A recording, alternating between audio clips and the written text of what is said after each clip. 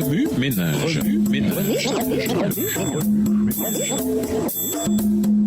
Bienvenue dans votre émission Remue-ménage. Nous voilà au lundi 2 mai, un seul Dieu et des préceptes immuables.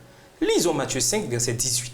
Matthieu 5, le verset 18. « Car, je vous le dis en vérité, tant que le ciel et la terre ne passeront point, il ne disparaîtra pas de la loi un seul iota ou un seul trait de lettre jusqu'à ce que tout soit arrivé. » Tant que le ciel et la terre ne passeront point, dit Jésus, il ne disparaîtra pas de la loi un seul iota ou un seul trait de lettre jusqu'à ce que tout soit arrivé. Matthieu 5, verset 18. En observant la loi, Jésus a fait ressortir son immuabilité et a montré que, par sa grâce, les fils et les filles d'Adam peuvent parfaitement s'y conformer. La loi de l'Éternel étant parfaite et par conséquent immuable, les pécheurs ne peuvent, par leur seule force, satisfaire à ses exigences. C'est pour cela même que le Fils de Dieu a dû venir ici-bas. Sa mission était de rendre les hommes participants de la nature divine et de rétablir l'harmonie rompue entre eux et les principes de la loi du ciel. Quand, acceptant Jésus pour notre Sauveur, nous renonçons au péché, nous exaltons la loi de Dieu. L'apôtre Paul demande: anéantissons-nous donc la loi par la foi? Au contraire, nous confirmons la loi. Romains 3, le verset 31.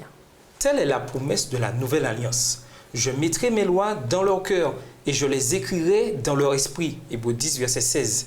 S'il est vrai que le système des symboles désignant Jésus comme l'agneau de Dieu qui ôte le péché du monde devait prendre fin à la mort du Christ, il n'est pas moins vrai que les principes de justice contenus dans le décalogue sont, eux, aussi immuables que le trône éternel de Dieu. Pas un commandement n'a été annulé, pas un iota ni un trait de lettre n'ont été changés. Les principes reconnus en Éden comme la grande loi de la vie subsisteront sans modification jusqu'à la restauration du paradis. Toute invention humaine substituée au commandement de Dieu apparaîtra sans valeur au jour où Dieu prononcera son jugement sur toutes les actions, même les plus cachées.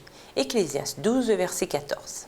Jésus n'était jamais enivré par les applaudissements ni découragé par les reproches ou les déceptions. Beaucoup de ceux qui se disent ses disciples ont un cœur anxieux et troublé. Ils ne se soumettent pas entièrement à lui.